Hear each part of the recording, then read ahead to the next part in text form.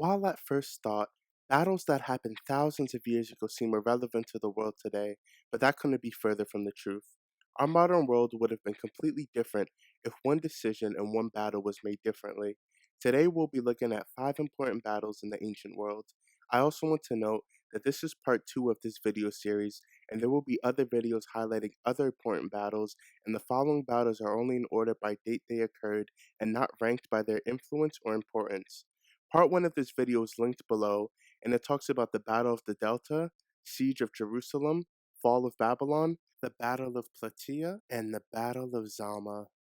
The Battle of Uruk was the decisive battle in a series of battles between Sargon and the Akkadians versus the Sumerians over control of Mesopotamia.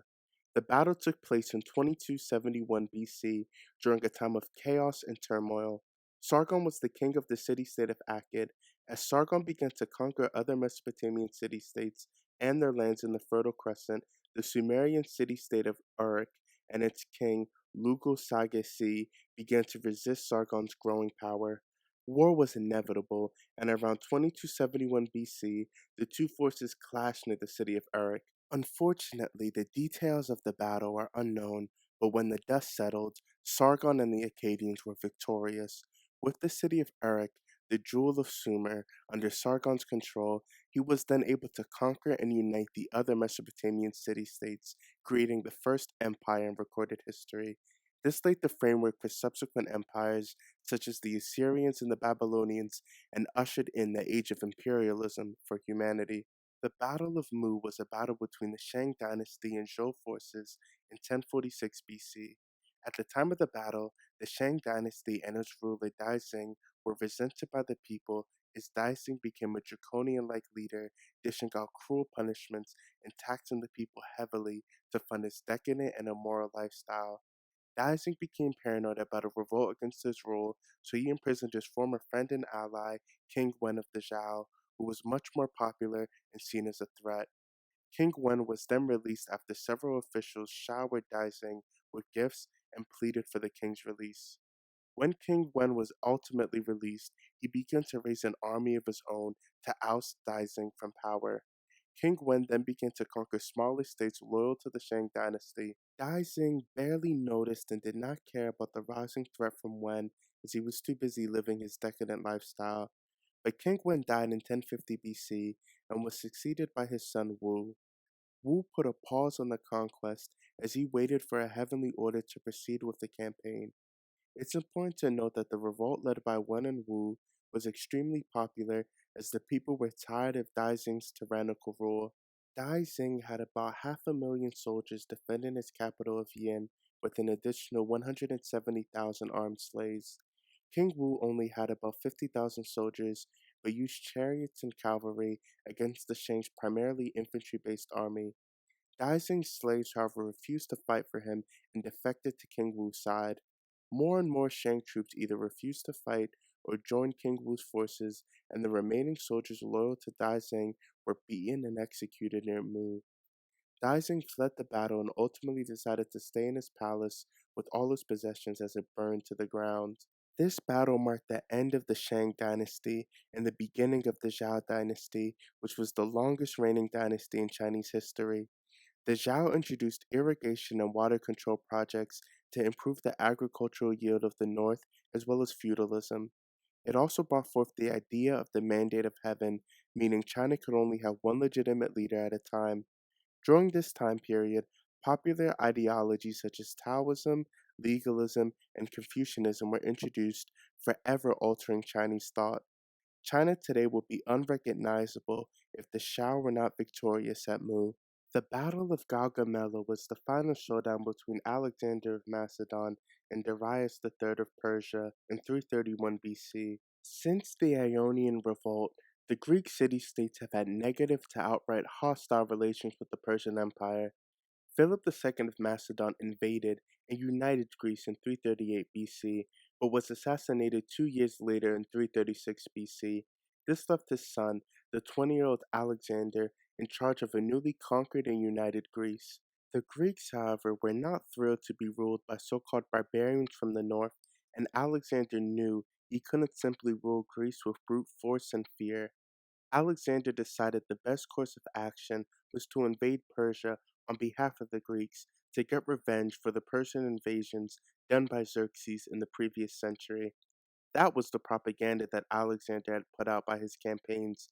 In reality, it was most likely a mixture of that, coupled with the glory and riches that would come from conquering the Persian Empire.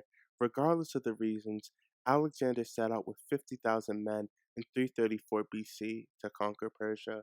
Despite the massive numerical advantage that the Persians had, it should be important to note that the Persia that Alexander faced was already in decline and far removed from the Persia that was led by Cyrus, Darius I, and Xerxes. Once the war began, Alexander had a string of great victories, beating Persian forces in the west by conquering Asia Minor, Tyre, the Levant, and Egypt. Darius III meets Alexander's forces in Gaugamela in 331 BC, which is in modern day northern Iraq near the city of Erbil, to stop Alexander's incursions into the Persian Empire. Darius had chosen this site as it was a flat field where his chariots would be effective against the Macedonians.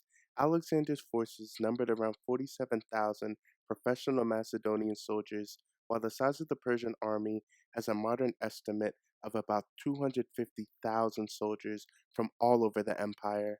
Though outnumbered, the Macedonians used the phalanx, which was a block of heavily armored infantry standing shoulder to shoulder. Experienced veterans led the phalanx from the front, and it was an immovable force moving straight, as the soldiers in the front carried 16 to 18-foot long spears. Alexander began his attack on October 1st, 331 BC, forming a slanted battle line with his right flank facing the Persian center. Persian cavalry attacked the Macedonian cavalry on the far right flank, but the Macedonian cavalry ends up winning. Darius then sends his chariots to attack the Macedonian center, but the Macedonians open up their formation to let the chariots through and throw javelins at them, making the chariot charge unsuccessful. The Persian right flank then engages the Macedonian left flank. Darius notices that Alexander's center is drifting to the right while the Macedonian left remains at their position, creating a gap, and then decides to send his elite immortal forces to exploit the opening. This, however, is what Alexander wanted, as he created this false gap. Once the immortals attacked, the Persian center was exposed, and the auxiliary cavalry forces on the right broke off and attacked the Persian center, breaking their line. Darius III sees the danger and flees the battlefield. Alexander then circles back to his left flank and defeats the remaining Persian forces, winning the battle. This battle was important because it determined who was going to be the king of Asia. The defeated Darius was killed by one of his relatives in 330 BC. Alexander finds his body and gives Darius a proper king's burial, then hunts down and kills the man who betrayed him. Alexander is celebrated as he marched through Babylon. In revenge for what the Persians did to Athens, he burns the Persian capital Persepolis to the ground. Alexander also marries one of Darius's daughters to consolidate rule and then begins to look further east as he wants to conquer the world. Alexander inspired generals and conquerors like Julius Caesar, spread Hellenic culture, and created trade and cultural links throughout the known world at the time. Without Alexander the Great, our modern world would be completely alien to what it is now. The Battle of Actium was the decisive battle in the Roman Civil War between Octavian and Mark Antony in 31 BC off the coast of Greece in the Ionian Sea. With the assassination of Julius Caesar in 44 BC, the Roman Republic was split in three parts.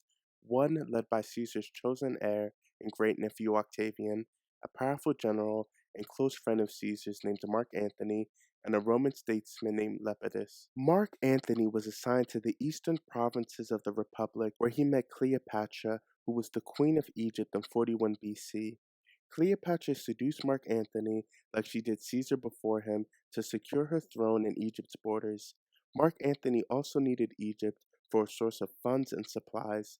Despite having a good relationship with Caesar, relations began to strain between Mark Antony and Octavian, so Mark Antony married Octavian's sister, Octavia, in 40 BC, but this does not help, and they separate in 37 BC. Cleopatra bore Mark Antony twins, and they allegedly got married, which was illegal under Roman law, as Romans were not allowed to marry foreigners, and Mark Antony was still married to Octavian's sister despite being separated, which was a massive insult. After successful military campaigns in Armenia, Mark Antony had a triumph procession in Alexandria where he and Cleopatra sat on golden thrones and their kids were given royal titles in 34 BC. This enraged many people in Rome as they saw this as a betrayal from Mark Antony because it looked like he was delivering the Republic into foreign hands and moving the center of power away from Rome and into Egypt. After a few years of propaganda and tension, Octavian declares war on Cleopatra in 31 BC. His main quarrel was with Mark Antony, but he declared war on Cleopatra because he knew the Romans did not want another civil war, but he also knew Mark Antony would come to Cleopatra's defense. Many of Mark Antony's rivals joined Octavian's side of the war, but Mark Antony's brilliance as a military commander scores him early victories in the war. Octavian and Mark Antony's fleets then meet off the coast of Actium in the Ionian Sea. Though Mark Antony commanded some larger ships, the majority of his vessels were similar in size to Octavian's fleet, but Mark Antony was undermanned due to desertion and a malaria outbreak. Octavian also had more vessels than Mark Antony, with Octavian and his trusted commander, Agrippa, leading 400 ships, and Mark Antony and Cleopatra's fleet numbering about 250. During the battle, Antony arranged his ships in two lines. The majority of his ships were in the front line, with Cleopatra's Egyptian ships in the rear. The battle between Octavian forces and Mark Antony's forces was fierce and in a deadlock when Cleopatra and her ships suddenly darted to the open sea when it was clear that Mark Antony was not going to score a quick and early victory. Mark Antony then transfers to a smaller vessel and flees the battle with Cleopatra. Mark Antony's forces continued to fight, but Octavian's forces eventually won the battle. The Battle of Actium is significant because this battle meant the defeat of Mark Antony and Octavian would now rule Rome. Octavian transforms Rome into an empire and becomes its first emperor, Augustus Caesar. If Mark Antony would have won, it is very likely Egypt would have become the new center of power in the Mediterranean. Without Octavian, his conquest and reorganization of the republic into an empire, Mediterranean, European, and human history is completely different. Thank you.